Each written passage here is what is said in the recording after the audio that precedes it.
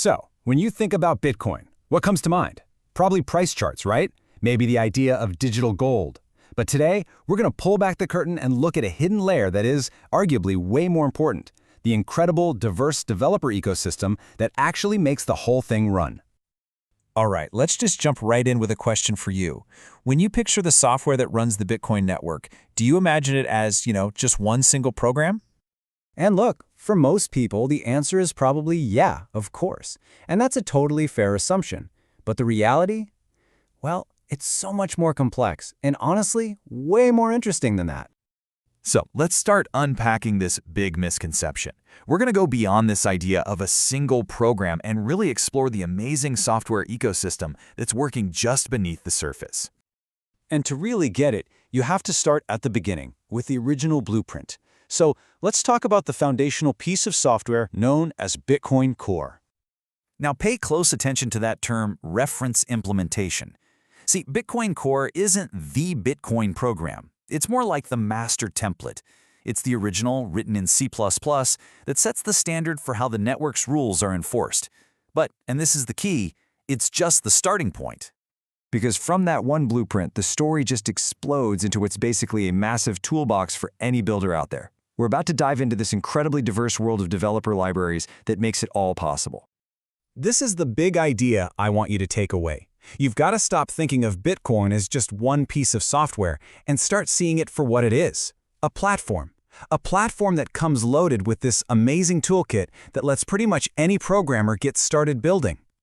And here's that toolkit in action. I mean, just look at this diversity. If you're a web developer, you can use JavaScript with tools like Bcoin. You're a Python person? You've got Python Bitcoin lib. There's Bitcoin J for Java, plus options for Go, Rust, C#, you name it. What this means is that developers can build using the languages and the environments they already know and love. No need to start from scratch. So we've seen all these tools. It's a huge variety. But so what? Why does having all these options actually matter?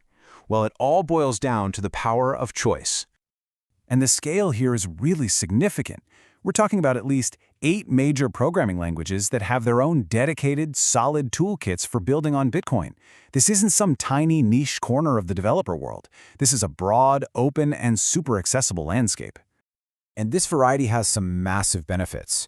First up, it just fosters innovation. You get more smart people from all different backgrounds experimenting and building new things we can't even dream of yet. Second, and this is a huge one, it dramatically increases security. Think about it. If there's a critical bug in one implementation, it's way less likely to take down the entire network. It's literally security through diversity. Third, like we said, it just lowers the barrier to entry for developers. And finally, and this is so important, it strengthens decentralization. The network doesn't have to rely on a single team or one single piece of code. Okay, so we've laid out this incredible developer ecosystem. But what's next? How does all this technical stuff, all these libraries and toolkits, actually translate from a developer's computer into real empowerment for you, the user? Well, at the end of the day, it all comes down to this single, powerful principle. The entire reason this developer ecosystem exists is to enable you to use software you control, on a computer you control, to verify without having to trust any outside authority. That's it. That's the endgame. So you see, this hidden ecosystem of tools isn't just something for coders to geek out on. It's the very foundation of true self-sovereignty for everyone. It makes sure that Bitcoin stays an open platform for innovation, one that's not controlled by any single company or group. The tools are here. They are more accessible than they have ever been, and they're growing every single day. Which leaves us with one final, really exciting question to think about.